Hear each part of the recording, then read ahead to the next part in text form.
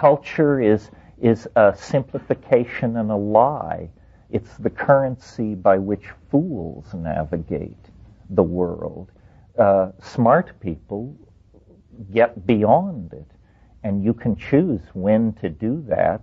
I don't think for myself it happened until my middle 40s, and then suddenly, because experience and maturation somehow found each other and carried me forward, I began to think like this. Before, I was, in a sense, a true believer.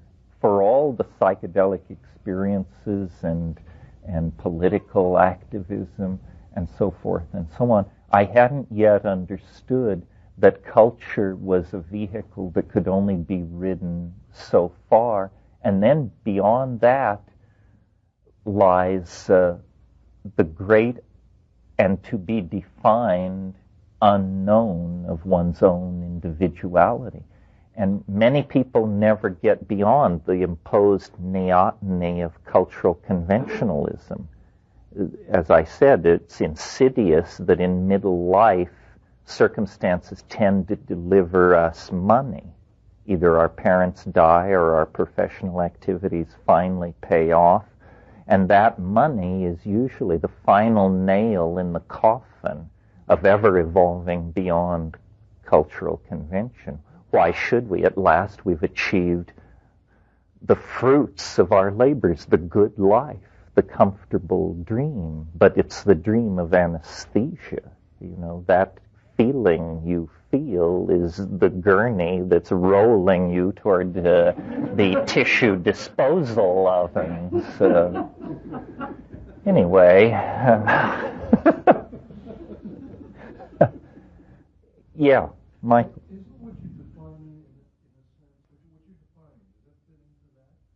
Yeah, it does.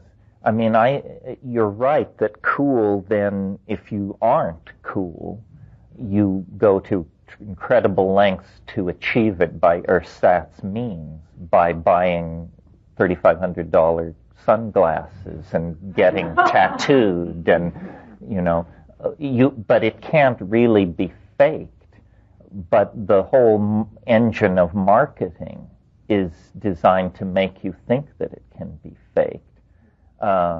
I don't know if I'm cool or not, but I am incredibly resistant to any effort to make me think I'm uncool. In other words, because the answer always lies in commodification. You know, I'm not using the right body cologne, I'm not wearing the right Italian designer clothes, I don't slump with a half sneer on my face.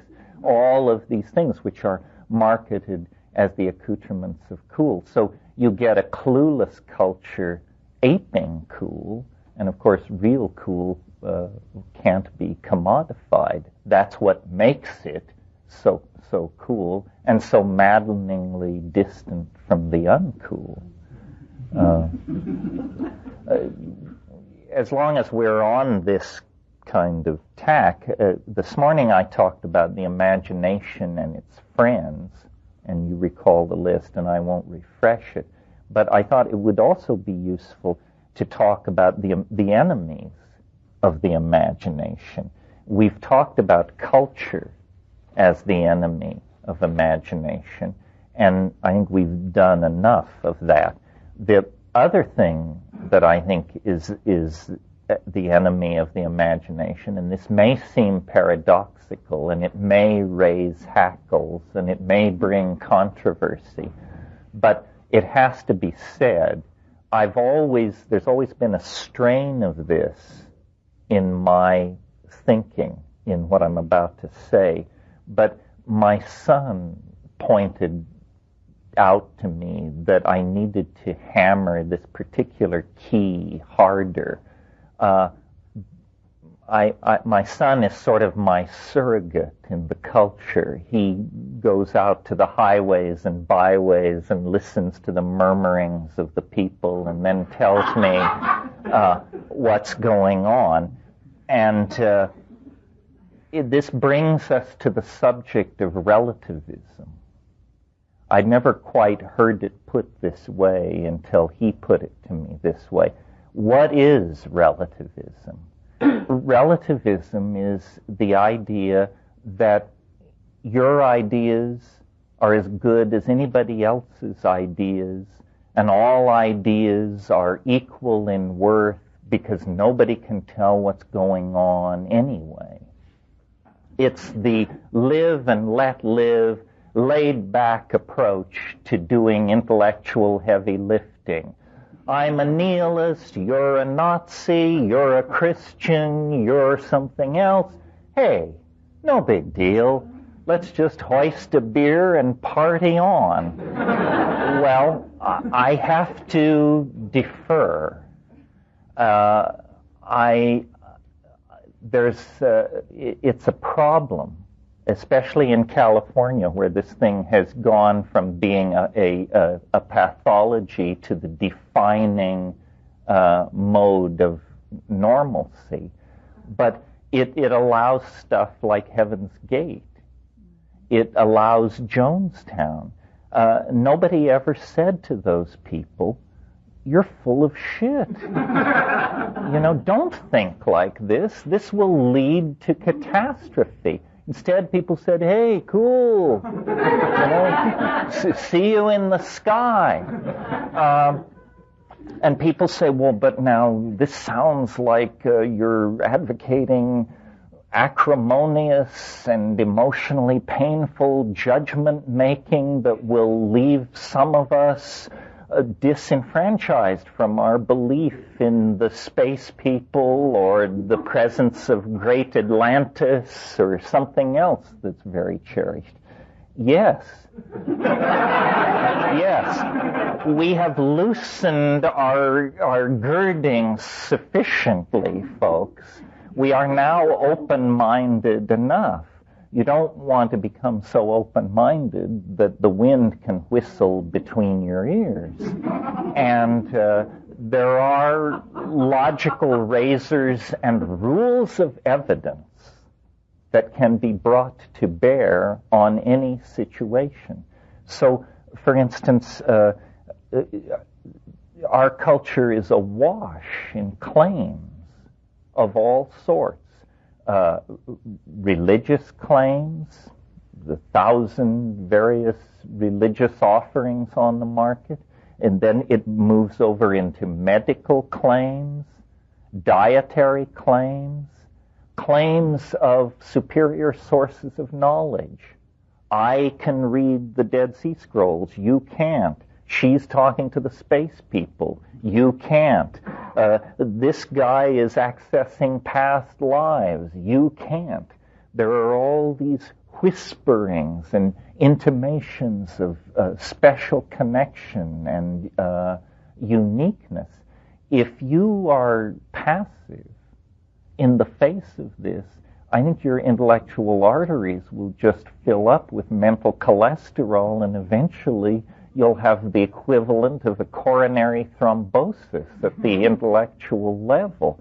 It's very important to hone intuition and logical razors so that reasonable questions can be asked.